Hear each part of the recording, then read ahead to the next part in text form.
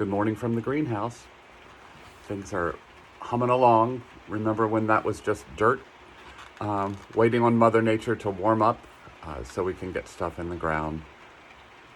And you can hear it's raining today. So it won't be happening today and it won't be happening for another couple weeks. Anyway, I'd like to talk about facing adversity head on. We on Team Beam have a guy, let's just call him Walker, because if I used his real name, he'd throttle me. And he is a highly, highly decorated Navy SEAL. He's been in service for our country for years, has gone to Afghanistan several times, died twice, and came back. The second time he had to learn how to walk and talk again. It's an incredible story. And he's an incredible, gentle man.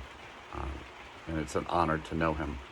But he told a story, he doesn't tell very many stories, but he told me a story one time that they were in training and training at the Pacific Ocean, and they were told to get dressed in full combat gear, full pack, boots, everything, loaded onto a plane, and they flew several miles, not a mile or not just off the coast, several miles out into the Pacific Ocean. And if you've ever seen the Pacific Ocean, the raw power of Mother Nature is just phenomenal. Flew out, opened up the door, and said, "See you back at the base," and basically pushed them out of the plane. How is that for daunting? And they all made it back. And that's because, one, they have heart, and they knew that it was their responsibility to get themselves back. And two, they looked after themselves in a team. What is their theme? You don't come back alone. You're there for your brother. And so they looked out for each other and made sure everybody got back to base. But three, they also had information and training. They knew, they had been trained how to survive in the wild, and did. I've seen SEAL training before, spending an hour in the pool, totally submerged, very relaxed, and just floating there. So you're not spending your oxygen, and only when you need to, coming up for air, filling your lungs, and going back down. It's an exercise in staying alive. And I think we could take a very important lesson from that. Again, remember that a couple weeks ago I was talking about struggling against it. Your body can't struggle for long, but it can relax and flow with things to survive. When you're in Hawaii, the locals always say, please never turn your back on the ocean. Always face the ocean so you know what's coming at you, because when the wave comes, you can duck under the wave, and it's not, if you are facing away from it, it's going to knock you over and it's going to put your face in the sand. And it's not a very pleasant experience. I turned my back, I know.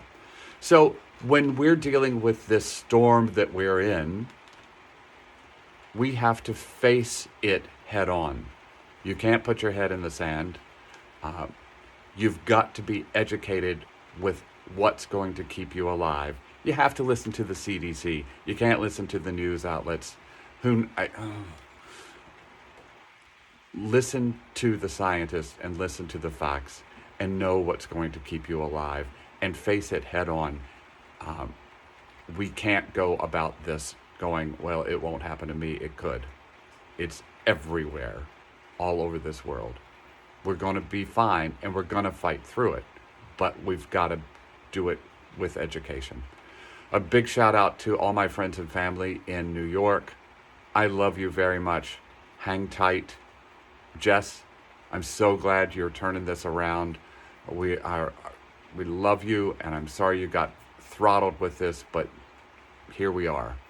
My friends and family in Virginia, I know the numbers are starting to creep up down there. Stay inside, stay vigilant, wash your hands, look out for each other, and know that you are loved. All my friends all over the world, bless us all. We are all in our boats and in a storm, but a storm that we can weather, and we will. Additionally, I get all these wonderful messages from you all on Facebook and Instagram, and I'm afraid with work and trying to make sure that we keep David Beam alive, the business, the brand, I haven't been able to respond as often as I would like, and it's embarrassing that I haven't, but know that I read each and every one of your messages, and I am so grateful. Thank you so much for all your kind words. Have a good weekend, everybody. Please take care of you. Take a moment for you, and then go take care of somebody else. All right? Thank you. Have a good weekend.